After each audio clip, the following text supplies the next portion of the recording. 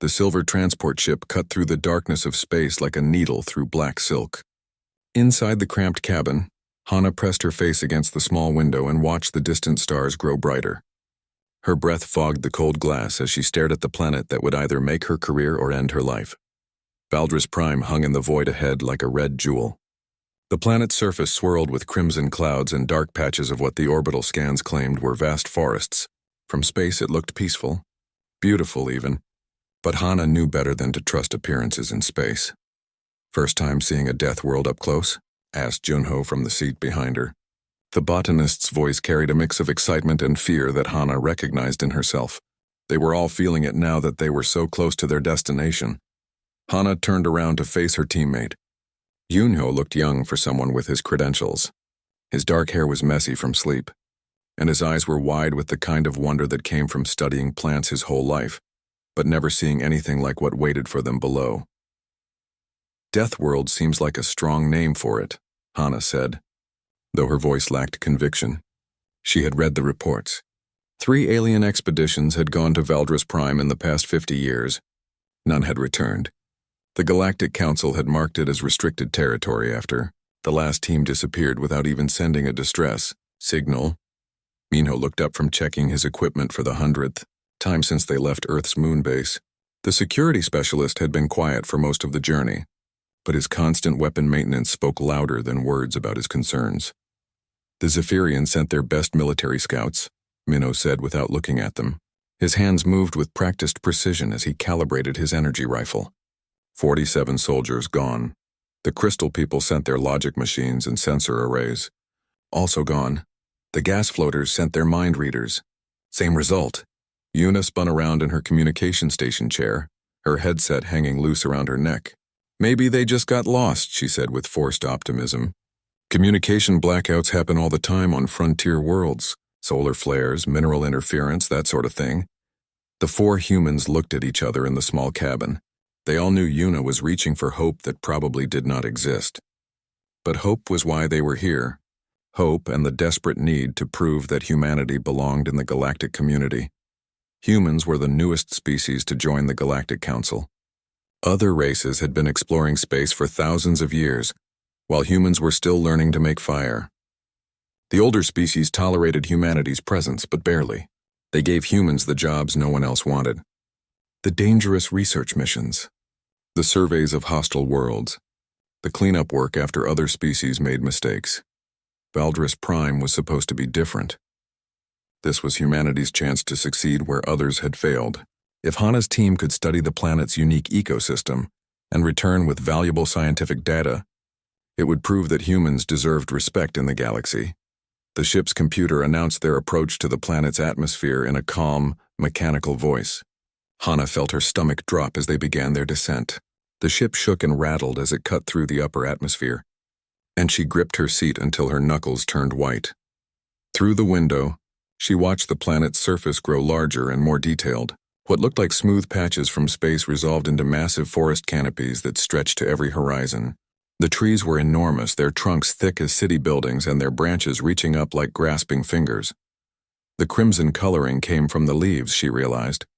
They were not the green of Earth forests, but a deep red that reminded her of dried blood. Between the trees, she caught glimpses of moving shadows. Large shapes that could have been animals or vehicles or something else entirely. "Landing site coming up," announced their pilot through the ship's speakers. The pilot was not human, but a member of the trader species that ran most civilian transport in this sector of the galaxy. His voice carried the clicking accent of his people. Hana looked ahead and saw a small clearing in the endless forest. It looked tiny from their altitude, barely large enough for their ship and the equipment they would need to establish a base camp. As they got closer, she could see that something had cleared the space. The tree stumps were cut clean, not burned or torn up by natural forces. "Someone was here before us," Junho said, pressing his face to his own window. "Or something," Minho added grimly. The ship touched down with a gentle bump that sent vibrations through the floor. Through the window, Hana could see the edge of the forest just 20 meters away. The trees rose like a wall of red and black, their massive trunks disappearing up into shadows above. She could not see very far into the woods, but she had the distinct feeling that something was looking back at her.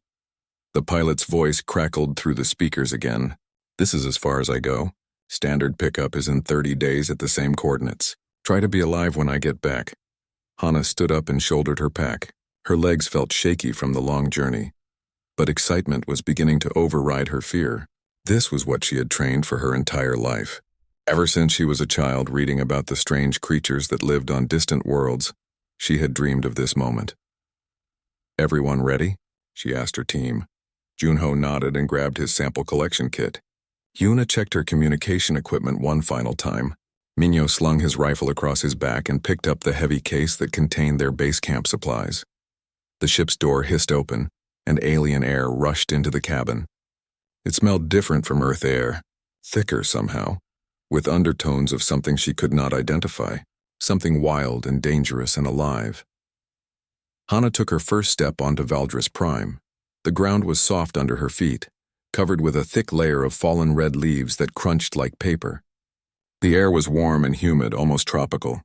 In the distance, she could hear sounds from the forest. Bird calls maybe, or insect noises. But there were other sounds too. Deeper sounds that rumbled like thunder but came from no storm clouds. As the ship's engines powered up behind them, Hana looked around at the clearing that would be their home for the next month. It was peaceful in the strange way that dangerous places could be peaceful, like the calm before a storm. "Well," she said to her team, "let's see what secrets this world wants to tell us." Above them, something howled in the forest canopy, long and mournful and hungry. 3 days had passed since the team landed on Valdris Prime, and Hana was beginning to understand why other expeditions had vanished without a trace. The forest was alive in ways that defied every textbook she had ever studied. The trees moved even when there was no wind. Their massive branches swayed and creaked with sounds that almost resembled whispered conversations. The red leaves fell in patterns that seemed too organized to be natural, and everywhere, always, there were the sounds of things moving just beyond the edge of sight. Hana knelt beside a stream that ran clear as glass through the crimson forest. The water tasted clean when she tested it with her portable analyzer, and small fish with silver scales darted between the smooth stones on the bottom. It was the most normal thing she had found since arriving on this world. She filled her sample containers with water from different points along the stream, carefully labeling each one with the time and location. The routine work helped calm her nerves. Back at base camp, Junho was cataloging the strange plants he had collected. Minho was maintaining their equipment and checking the perimeter sensors. Yuna was trying to establish communication with their orbital relay satellite. Everything was proceeding according to plan. Everything was normal and safe and boring. That should have been her first warning. The forest went quiet all at once. The rustling leaves stopped moving. The bird calls ceased. Even the stream seemed to flow more softly, as if it too was holding its breath. Hana looked up from her work and felt ice settle in her stomach. Something was watching her. She turned slowly, her eyes scanning the tree line on the far side of the stream.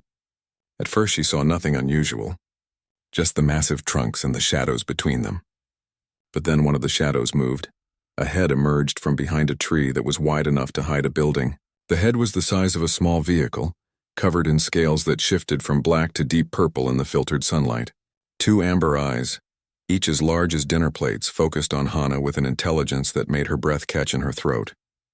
The rest of the creature followed its head into the clearing. Hana had studied the theoretical descriptions of Valdrian apex hunters in her research, but seeing one in person was like the difference between reading about earthquakes and standing in one. The beast stood on 6 legs, each one thick as tree trunks and ending in claws that could tear through steel. Its body was easily 20 meters long from nose to tail, covered in the same shifting scales that seemed to absorb light rather than reflect it. Muscles rippled under its hide with every movement, speaking of power that could crush mountains. But it was the eyes that held Hana frozen in place. Those amber eyes looked at her with the kind of awareness she had only seen in the most intelligent species in the galaxy. This was not just an animal. This was a thinking being that was deciding whether she was prey or threat or something else entirely. The creature moved to the stream's edge and lowered its massive head to drink. Water disappeared into its mouth in great gulps, but Hana noticed something that made her heart race for a different reason than fear. The beast was in pain. Its breathing was labored and uneven. Dark fluid seeped from one nostril, staining the clear stream water with drops of what looked like blood. A metallic object protruded from the same nostril, catching the light as the creature moved its head. Hana forgot about protocol. She forgot about the communication device on her belt that could call for help. She forgot about every safety rule she had ever learned. All she could see was a magnificent creature suffering from what looked like a serious injury. She stood up slowly, her hands empty and visible. The apex hunter's eyes tracked her movement, but it did not flee or attack. It simply watched as she took a careful step closer to the stream. "Easy," she said softly, the way she used to talk to frightened animals back on Earth. "I can see you're hurt." The creature tilted its massive head, and for a moment Hana thought she saw something like curiosity in those intelligent eyes. It made a sound deep in its chest, not quite a growl, but not quite anything else she could identify. Hana took another step forward. The stream was only 3 meters wide at this point, but it might as well have been an ocean. On one side stood a small human woman with nothing but good intentions. On the other side crouched a predator that could end her life with a casual swipe of its claws. Back at base camp, her teammates would be monitoring her vital signs through the sensors in her suit. They would be seeing her heart rate spike and her stress hormones flood her system. In about 30 seconds, Minho would start moving in her direction with his weapons ready. But 30 seconds was not enough time to save her if the apex hunter decided she was a threat. Nothing was enough time for that. The creature finished drinking and lifted its head. More dark fluid dripped from its injured nostril. The metallic object was clearly causing significant pain, and the wound around it looked infected. Without treatment, the injury could become fatal even for something as large and powerful as an apex hunter. Hana looked at the magnificent beast and made a decision that would change the course of galactic history. She took off her boots. The action was so unexpected that the apex hunter actually recoiled slightly, its head pulling back as if it had been startled. Hana ignored the creature's reaction and stepped into the cold stream water. The current was stronger than it looked, and the smooth stones on the bottom were slippery under her feet. But she waded forward step by careful step, her eyes never leaving the massive predator on the other side. "I want to help you," she said, her voice steady despite her racing heart. "That thing in your nose needs to come out." The apex hunter could have killed her in a dozen different ways. It could have used its claws, its teeth, or simply knocked her down and held her underwater. Instead, it did something that no member of any other species had ever recorded in all the years since the galactic community had been aware of Valdris. Prime. It waited. The creature lowered its head until its injured nostril was at Hana's eye level. Its breathing stirred her hair, and she could smell something like ozone and copper on its breath. This close, she could see that the metallic object was a jagged piece of what looked like spacecraft hull plating. Hana reached out her hand toward the most dangerous predator on one of the most dangerous worlds in known space. The apex hunter held perfectly, still, and let her touch its face. Hana's fingertips touched the scales around the wounded nostril, and she felt the apex hunter's entire body tense. The creature could have pulled away or worse, but it remained motionless as a statue. Only the rapid rise and fall of its massive chest showed that it was still breathing. The metallic shard was embedded deeper than she had first thought. What she could see was just the tip of a piece of twisted metal that disappeared into the creature's flesh. Dark blood had crusted around the edges of the wound, and the surrounding tissue was swollen and hot to the touch. "This is going to hurt," Hana whispered, not sure if the creature could understand her words, but hoping her tone would communicate her intentions. "But it needs to come out or the infection will get worse." She examined the shard from different angles, trying to understand how it had become lodged so firmly. The metal looked like it had come from a spacecraft hull, probably from one of the previous expeditions that had vanished on this world. The edges were sharp and jagged, and it had clearly been driven deep by some tremendous force. Back at base camp, Hana's communicator crackled to life. Minho's voice came through tense with worry. "Hana, what is your status? Your heart rate is off the charts and you stopped moving." She reached slowly for the communicator on her belt, never taking her eyes off the apex hunter's massive face. The creature watched her every movement but remained perfectly still. "I'm fine," she said quietly into the device. "I found an injured animal. I'm trying to help it." There was a long pause before Minho responded. "What kind of animal?" Hana looked up at the creature that towered above her like a living mountain. Its amber eyes reflected her own image back at her, tiny and fragile in comparison to its immense size. "A big one," she said. "Hana, protocol says you should retreat and call for backup when encountering unknown wildlife." Yuna's voice joined the conversation. "Especially large, unknown wildlife." "This one is different," Hana said, and she meant it. There was something in the creature's manner that spoke of intelligence and understanding. It was not just an animal following instincts. It was making a choice to trust her, just as she was making a choice to trust it. She clipped the communicator back to her belt and returned her attention to the wounded beast. The shard would have to be removed carefully to avoid causing more damage. She could see that it had penetrated at an angle, probably deflecting off bone deeper inside the creature's skull.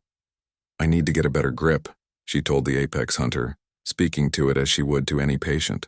"Can you lower your head a little more?" To her amazement, the creature actually responded. Its massive head descended until the injured nostril was at the perfect height for her to work. The trust implicit in this action made Hana's chest tight with emotion. She positioned her hands around the visible part of the metal shard. It was slippery with blood and fluid from the wound, but she managed to get a firm grip. The creature's breathing stirred the hair around her face, and she could feel the heat radiating from its body. "On 3, she said softly. 1, 2. She pulled on 2 instead of 3, hoping to catch the creature off guard and reduce its anticipation of pain. The shard moved slightly but did not come free. The apex hunter made a sound deep in its throat that was part growl and part whine. "I'm sorry," Hana said, adjusting her grip. "One more time. I promise this is the last one." This time she pulled steadily rather than quickly, working the shard back and forth slightly to ease it out along the path it had taken going in. The creature's muscles tensed and its claws dug furrows in the soft earth beside the stream, but it did not pull away. The shard came free all at once with a wet sound that made Hana's stomach turn. It was longer than she had expected, nearly the length of her forearm and wickedly sharp along its edges. She held it up so the creature could see it, then threw it far into the forest where it could not hurt anyone again. Blood flowed freely from the wound, now that the obstruction was gone. For a moment Hana was afraid she had made things worse, but then the bleeding began to slow. The creature's breathing immediately became easier and deeper. "There," she said with satisfaction. "That should feel much better." The apex hunter lifted its head and shook it from side to side as if testing the absence of pain. The sound it made was different now, less strained and more like a rumbling purr. It looked down at Hana with those intelligent amber eyes, and she saw something in them that she had never expected to see from such a fearsome predator. Gratitude. The creature took a step back from the stream, giving Hana more space. She thought it was preparing to leave, and she felt a strange sense of loss. Despite the danger, this had been the most remarkable experience of her life. But the apex hunter was not leaving. Instead, it began to lower its massive head. At first, Hana thought it was going to drink from the stream again, but the movement continued. The great head descended until the creature's snout was nearly touching the ground at Hana's feet. It was bowing. The realization hit her like a physical blow. This magnificent predator, this apex creature that ruled an entire world, was bowing to her, not from fear or submission, but from respect and gratitude. The gesture was unmistakable in its meaning, transcending any barriers of species or language. For a long moment, human and alien remained frozen in this tableau beside the crystal stream. Hana stared down at the bowed head of a creature that could have killed her without effort, and felt tears running down her cheeks. "You're welcome," she whispered. The apex hunter raised its head and looked at her one more time. Those amber eyes seemed to be memorizing her face, as if it wanted to remember this moment as much as she did. Then, with fluid grace that seemed impossible for something so large, it turned and disappeared back into the red shadows of the forest. Hana stood alone beside the stream, holding a bloody piece of metal and trying to process what had just happened. In the distance, she could hear the creature moving through the forest, but the sound was different now. It was the sound of something moving without pain. Her communicator crackled again. "Hana, what happened?" "Your readings just went crazy and then dropped to normal." She looked at the piece of spacecraft hull in her hands, then at the place where the apex hunter had vanished. "I think," she said slowly, "I just made a friend." By the time Hana made it back to base camp, Her 3 teammates were waiting for her with expressions that ranged from worry to disbelief. Uno paced back and forth between the equipment cases while Yuna stared at her monitoring screens with wide eyes. Minho stood with his rifle ready, scanning the tree line as if he expected an army of predators to emerge at any moment. "Are you insane?" Minho said, the moment she stepped into the clearing. It was not really a question. Hana held up the bloody piece of metal she had extracted from the creature's nostril. It was hurt. There was a piece of spacecraft hull embedded in its face, probably from one of the previous expeditions. Junho stopped pacing and stared at the metal shard. "You removed that from a living Valdrian apex hunter, while it was awake." "It let me," Hana said simply. "It let you," Yuna repeated slowly. "The most dangerous predator on this planet let you perform surgery on its face." "It's not that simple," Hana began, but Minho interrupted her. "Show us the recording," he said. "Your suit cameras were running the entire time." Yuna turned back to her communication console and began pulling up the data streams from Hana's equipment. The others gathered around the small display screen as the video began to play. Watching the encounter from this perspective was even more dramatic than living through it had been. The camera showed just how massive the apex hunter truly was, dwarfing Hana's small figure as she approached the stream. When the creature first emerged from the forest, Junho actually took a step backward from the screen. "Look at the size of that thing," he whispered. "The report said they were big, but this is incredible." The video continued, showing Hana's careful approach and the creature's surprising patience. When she began removing the metal shard, all 4 humans fell silent. The tension was visible even through the recording, and they could see the creature's claws digging into the earth as it fought to remain still, but it was the final moment that made them all gasp out loud. The bow was even more dramatic on the recording than it had seemed in person. The massive predator lowering its head until its snout nearly touched the ground was a gesture so clearly reverent that no one could mistake its meaning. "That's impossible," Yuna said in a voice barely above a whisper. "Apex hunters don't bow," Minho said, as if stating a law of physics. "They don't show submission to anything, ever. It's one of their defining characteristics." Junho rewound the video to watch the bow again.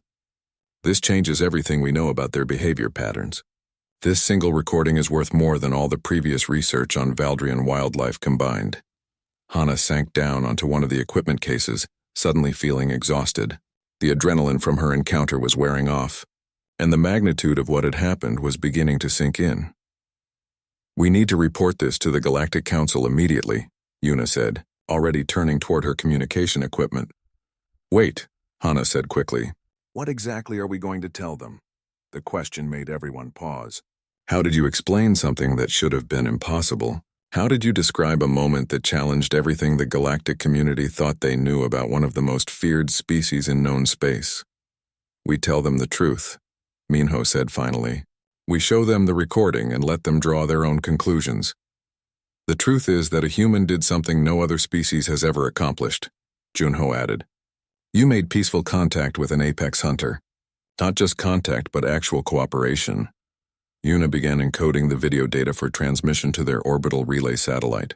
"The Council is going to want independent verification. They'll probably send additional teams to confirm our findings. Or they'll think we faked the whole thing," Minho said grimly. "Humans have been in the galactic community for less than 50 years. Our word doesn't carry much weight compared to species that have been studying these creatures for centuries." As if to prove his point, the forest around their camp began to change. It started as a subtle shift in the ambient sounds. The background chorus of bird calls and insect noises that had been constant since their arrival began to take on different patterns. Instead of the chaotic mix they had grown used to, the sounds seemed more organized somehow. Then they began to see movement in the trees. Shadows shifted between the massive trunks, too large and too purposeful to be anything but the local wildlife. But instead of the furtive, predatory movements they had observed before, these shadows seemed almost curious.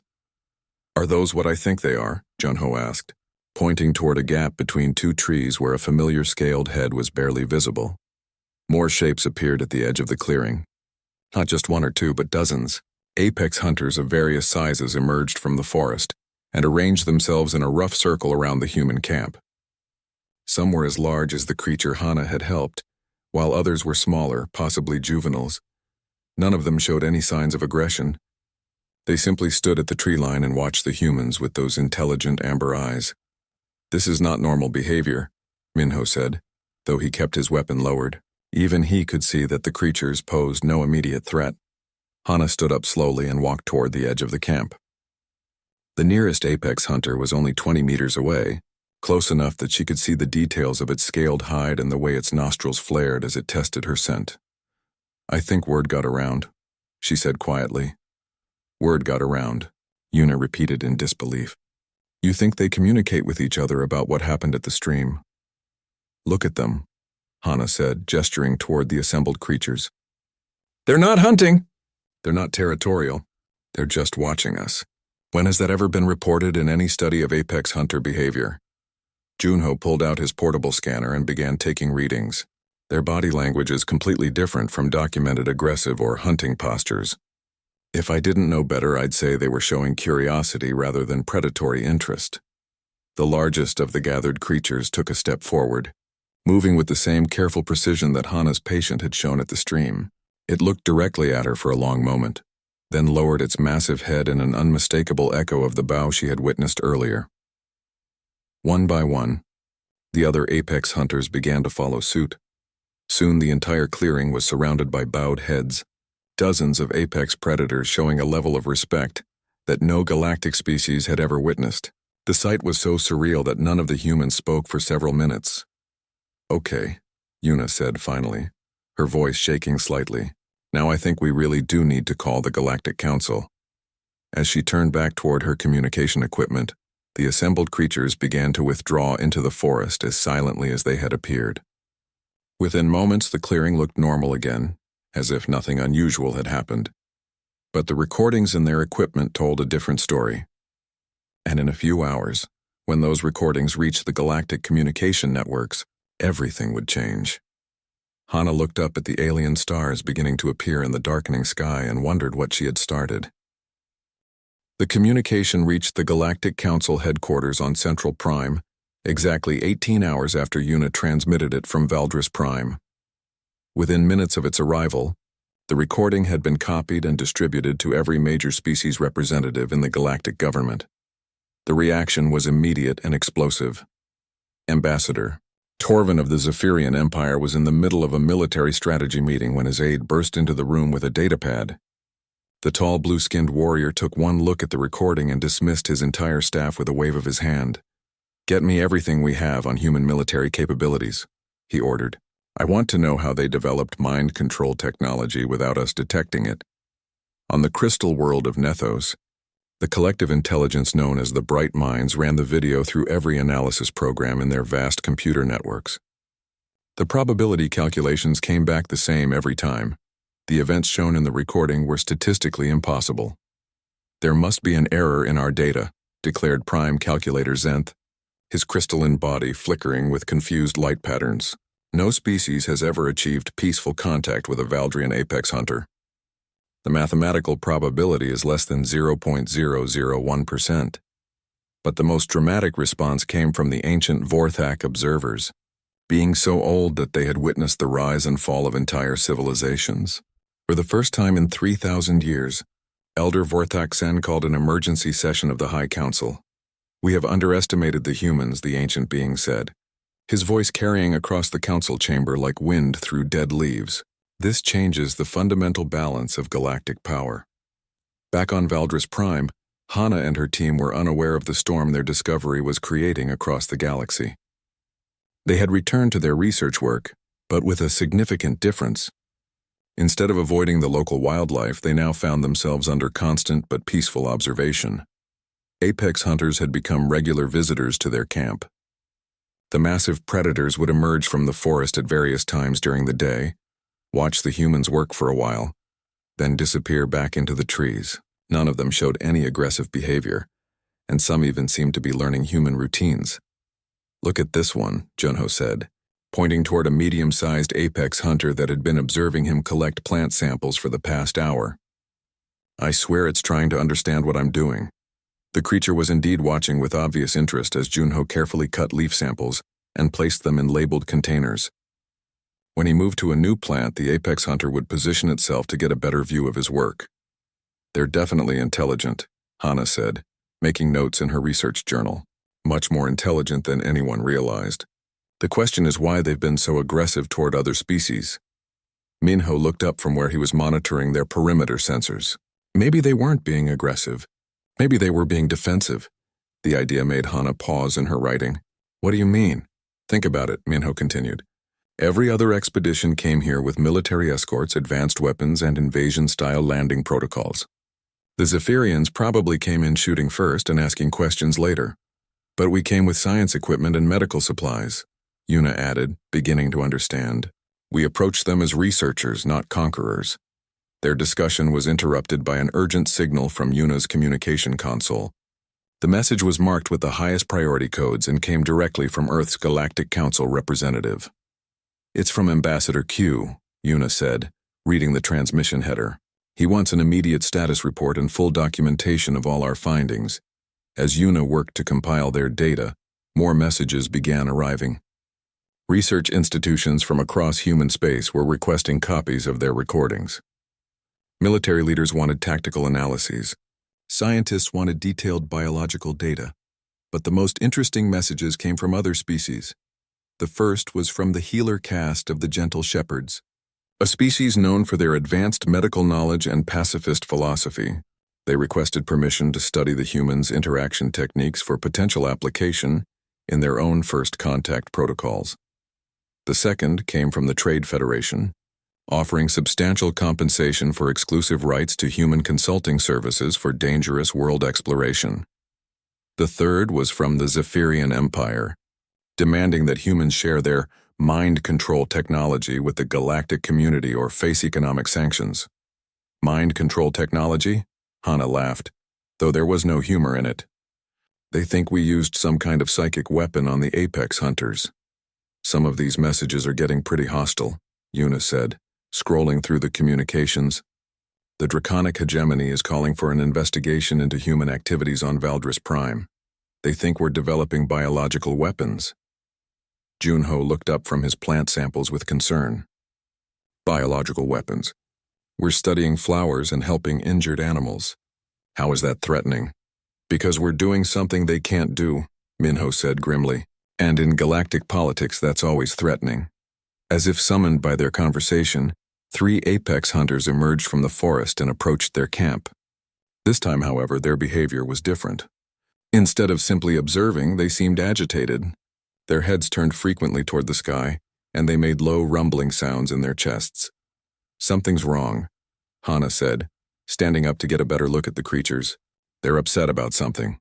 The answer came a few minutes later when Yuna's sensors detected incoming spacecraft. Multiple ships were approaching Valdris Prime from different directions, their energy signatures indicating various species origins. "We have company," Yuna announced. 3 Zephyrian military vessels, 2 Nathari research ships, 1 Draconic battlecruiser, and at least 4 ships from species I can't immediately identify. The apex hunters around their camp began to make more noise, their rumbles growing deeper and more frequent. More creatures emerged from the forest until nearly 50 of the massive predators surrounded the human camp.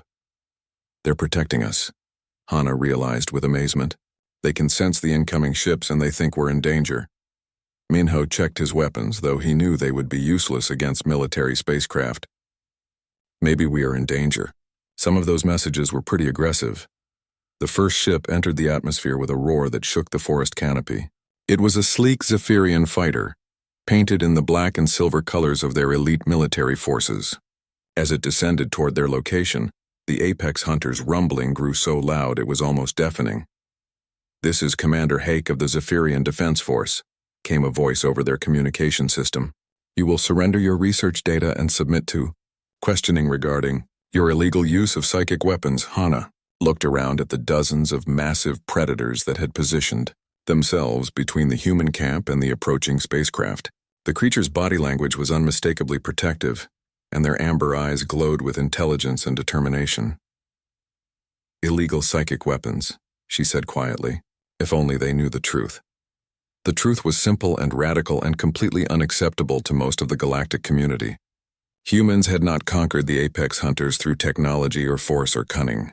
They had simply shown them kindness, and kindness, as it turned out, was the most powerful force in the universe. The sky above Valdris Prime filled with alien spacecraft, as representatives from across the galaxy descended upon the small human research camp. What had started as a simple scientific expedition was rapidly becoming the center of a galactic crisis. Commander Hake's Zephyrian fighter landed first, its engines scorching the red forest floor as it settled into the clearing. The warrior who emerged was typical of his species, tall, muscular, and covered in the blue scales that marked him as a member of the military caste.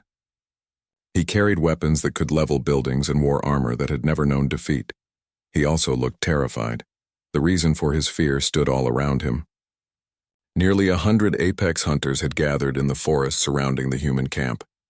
The massive predators formed concentric circles of protection, their amber eyes tracking every movement of the alien visitors. Never in recorded galactic history had so many apex hunters been seen in one place without engaging in territorial combat.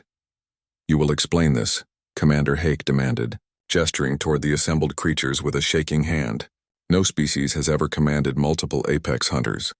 The technology you are using violates 17 different galactic treaties." Hana stepped forward, her small human frame dwarfed by the towering Zephyrian warrior. Behind her, the largest of the apex hunters moved closer, its massive head lowering to her shoulder level in a gesture of support. "We're not commanding anything," Hana said calmly. "We helped one of them, and the others seemed to appreciate it." "Impossible," Commander Hake replied. "Apex hunters are solitary predators. They do not form groups. They do not show loyalty. They certainly do not show loyalty to inferior species." The largest apex hunter made a sound deep in its chest that was unmistakably a growl. Commander Hake took several steps backward, his hand moving instinctively toward his weapon. "I would not do that if I were you," Minho said quietly. "They've been very peaceful so far, but they don't seem to like threats against us." Before Commander Hake could respond, more ships arrived. The crystalline vessels of the Nathari descended like falling stars, their surfaces reflecting the red light of the alien sun. Behind them came the massive bulk of a draconic battlecruiser, its hull black as space itself. Each new arrival brought more representatives, more demands, and more confusion. The Nathari wanted to study the humans' probability manipulation technology. The Draconics accused humanity of developing illegal biological weapons. The Trade Federation offered vast sums for exclusive rights to human consulting services. Through it all, the apex hunters remained calm and watchful. They had positioned themselves strategically around the camp, creating a living barrier between the humans and their increasingly aggressive visitors. "This is getting out of hand," Yuna whispered to her teammates. "Some of these species have been at war with each other for centuries. If fighting breaks out here," her concern was justified. Tensions between the gathered fleets were rising as rapidly as their confusion about human capabilities. The Zephyrians viewed the Draconic presence as a military threat. The Draconics saw the Zephyrian weapons as a provocation. The Nathari calculated the probability of armed conflict and did not like the results. Ambassador Q's voice crackled through their communication system from his ship in orbit. "Hold your position and avoid any actions that could be interpreted as aggressive. I'm working with the Galactic Council to resolve this situation peacefully." But peaceful resolution seemed increasingly unlikely as more ships continued to arrive. Species that had never shown interest in human activities were suddenly desperate to understand what had happened on Valdris Prime. The breaking point came when a group of religious zealots from the gas giant colonies landed their transport and immediately began prostrating themselves before the nearest apex hunter. The prophecies spoke of beastmasters from the void, their leader proclaimed, his gaseous form shimmering with excitement. "The humans are the chosen ones who will bring harmony between predator and prey." Commander Hake's patience finally snapped. "Enough of this madness," he shouted, drawing his energy weapon. "These humans will surrender their secrets or face the consequences." The response from the apex hunters was immediate and overwhelming.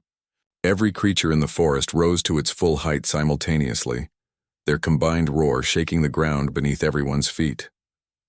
The sound was so loud and so filled with fury that several of the alien visitors fell to their knees in terror. Hana found herself at the center of a circle of protective monsters, each one capable of tearing apart armored vehicles with their claws. The creature's amber eyes blazed with intelligence and determination as they faced down the assembled might of multiple galactic fleets. "Stand down," she called out to Commander Hake, though her voice was barely audible over the continuing roars. "Nobody needs to get hurt here." But Commander Hake was beyond reason. The sight of so many apex predators defending mere humans had broken something in his military mindset. He raised his weapon toward Hana, his finger tightening on the trigger. He never got the chance to fire. The apex hunter behind Hana moved faster than anything that size should have been able to move. One massive clawed hand swept Commander Hake's weapon away, while another gently but firmly pinned the Zephyrian warrior to the ground. The creature's head descended until it was face to face with the terrified soldier, and it made a sound that was unmistakably a warning.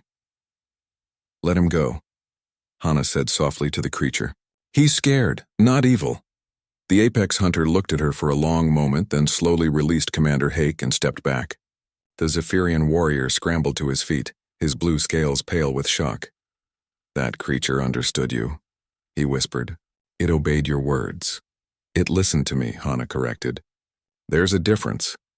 Around the clearing, representatives from dozens of species stood in stunned silence. They had come expecting to find evidence of advanced human technology or psychic abilities.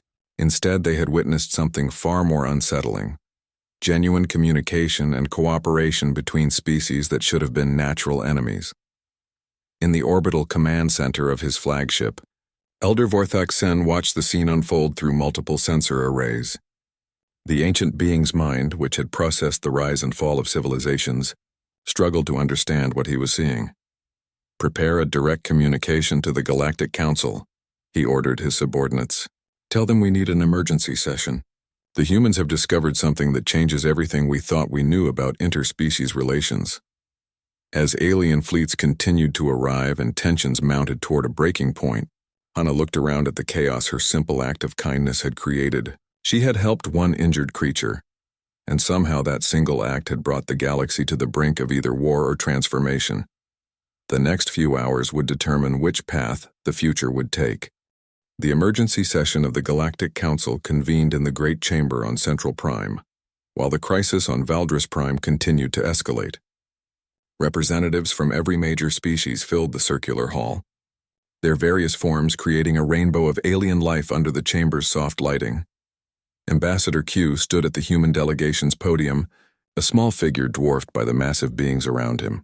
His hands were steady as he activated the holographic display, but his voice carried the weight of knowing that his next words could determine humanity's place in the galaxy. "Honored representatives," he began, "we have gathered to address the events on Valdris Prime and the accusations that have been made against humanity. I am here to tell you the truth about what my people accomplished on that world." The chamber fell silent except for the soft humming of translation devices and the occasional rustle of non-humanoid forms adjusting their positions. "Many of you believe that humans have developed some form of advanced technology or psychic ability that allows us to control Valdrian apex hunters. You are wrong." Ambassador Q paused, letting his words sink in. What happened on Valdris Prime was far simpler and far more revolutionary than any weapon or tool.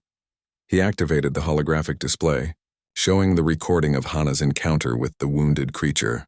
The assembled representatives had all seen this footage before, but Q froze the image at the moment when the apex hunter first lowered its head to allow Hana to examine its injury. "Look at this moment," he said. "What do you see?" "I see a human using unknown technology to manipulate a dangerous predator," declared Commander Hake, who had been brought directly from Valdris Prime to testify. "I see probability manipulation beyond our understanding," added Prime Calculator Zenth. "I see biological warfare in its most subtle form," growled the draconic representative ambassador. Q shook his head. "You see what your own limitations prevent you from understanding. This creature was in pain. It was suffering, and a human being saw that suffering and chose to help, despite the obvious danger to herself." He advanced the recording to show Hana carefully removing the metal shard from the creature's nostril. There was no technology here except basic medical knowledge. No psychic powers except the ability to recognize pain in another living being. No weapons except compassion. The word hung in the air like a challenge. Compassion. It was a concept that existed in most galactic languages, but few species had ever considered it as anything more than a weakness to be overcome. That is impossible, Prime Calculator Zenth protested. Compassion for members of other species is evolutionarily disadvantageous. No successful civilization could be built on such a foundation. And yet here we are, Ambassador Q replied quietly. A species barely 50 years into galactic civilization, accomplishing what your people could not achieve in millennia of trying. He showed the recording of the creature's bow, then the images of dozens of apex hunters gathering peacefully around the human camp. These creatures did not respond to technology or force or clever manipulation. They responded to kindness, to genuine care for their welfare, to the simple recognition that their pain mattered. Elder Vorthak Sen spoke for the first time since the session began, his ancient voice carrying across the chamber like wind through old leaves. If this is true, then humans possess something that we believed had been eliminated by evolutionary pressure eons ago. The ability to extend empathy beyond species boundaries. It is not eliminated, Ambassador Q said. It is simply rare. And perhaps that rarity is why the galaxy has spent so many centuries in conflict. The chamber erupted in heated discussion, as representatives argued among themselves. Some species rejected the explanation entirely, convinced that humans were hiding their true capabilities. Others began to consider the implications of a species that could forge genuine connections across evolutionary divides. On Valdris Prime, the standoff continued. More ships had arrived, and the forest around the human camp now hosted representatives from nearly every major galactic civilization. But the apex hunters had not wavered in their protection of the research team. Hana sat on a fallen log at the edge of the clearing, watching the alien visitors argue among themselves while massive predators stood guard around them.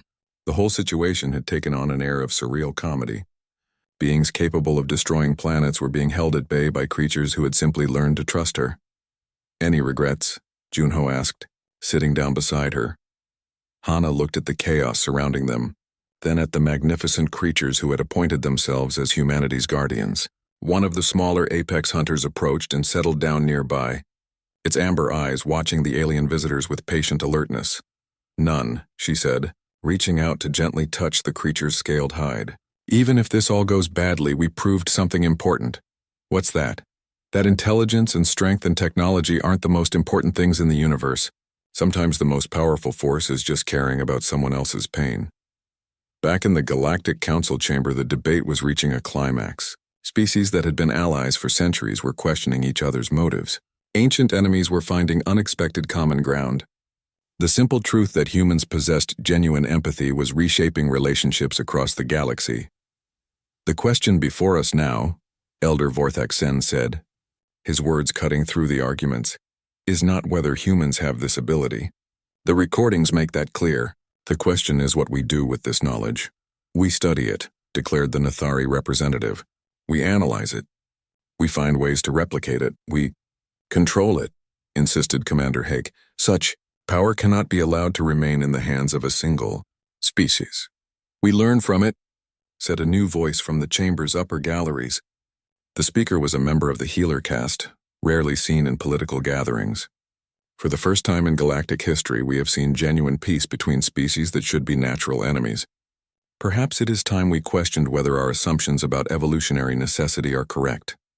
Ambassador Q saw his opportunity and seized it. The humans of Valdris Prime are willing to share their knowledge freely. Not their technology, because there is no technology to share, but their approach, their understanding that suffering transcends species boundaries. He gestured toward the holographic display, where the image of Hana and the apex hunter remained frozen in that moment of trust and cooperation. We offer to teach any species willing to learn, not as masters but as partners, not as conquerors but as friends. The galaxy has spent millennia trying to achieve peace through strength. Perhaps it is time to try achieving it through understanding. The vote, when it came, was closer than anyone expected, but in the end, curiosity won over fear. The Galactic Council agreed to establish a new protocol for first contact situations, with human advisors working alongside traditional diplomatic teams. More importantly, they agreed to approach the concept of interspecies empathy, not as a weakness to be exploited, but as a strength to be developed. On Valdris Prime, The news of the Council's decision was received with a mixture of relief and amazement. As alien fleets began to withdraw and tensions eased, the apex hunters gradually returned to the forest. But they did not disappear entirely. A few remained near the human camp, and occasionally others would visit, as if checking on friends. Hana's simple act of removing a thorn from a creature's nose had become the foundation for a new era in galactic relations. Not because she had discovered some revolutionary technology or unleashed some hidden power, but because she had done something that billions of intelligent beings across the galaxy had forgotten how to do. She had cared about the pain of a stranger and chosen to help, even when helping was dangerous. In a universe full of wonders and terrors, that simple human compassion had proven to be the most extraordinary force of all.